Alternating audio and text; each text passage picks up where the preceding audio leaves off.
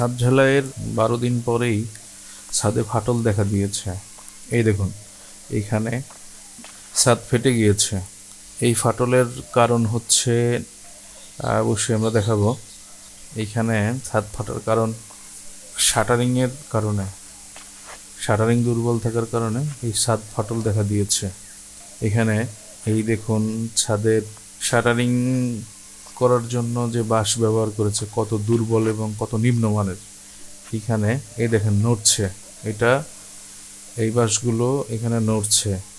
আর এই উপর থেকে খেয়াল করুন, উপরের যে ছাদের যে কাঠগুলো ব্যবহার করেছে ওইটা নেমে আসছে উপর থেকে, যার কারণে এখানে এটা নেমে গেছে আর উপর থেকে ছাদের ফাটল দেখা দিয়েছে। অদক্ষ মিস্ত্রি এবং মালিকের ক্ষতি করার জন্য বলবো না কি বলবো বুঝতেছি না। এখানে মিস্ত্রির অদক্ষতার কারণে এই ফাটল দেখা দিয়েছে, মালিকের অনেক বড় ক্ষতি হয়েছে। তো অবশ্যই আপনারা ভালো মিস্ত্রি দিয়ে এবং কাজের সময় অবশ্যই ভালো ইঞ্জিনিয়ারের তত্ত্বাবধানে আপনার কনস্ট্রাকশন কাজ করবেন, না হলে এরকম সমস্যা কিন্তু অহরহ ঘটবে এবং প্রতিনিয়তই এরকম হবে। আজকে এ পর্যন্তই। নতুন ভিডিও নিয়ে আমরা আবার হাজির হব। সকলে ভালো থাকবেন।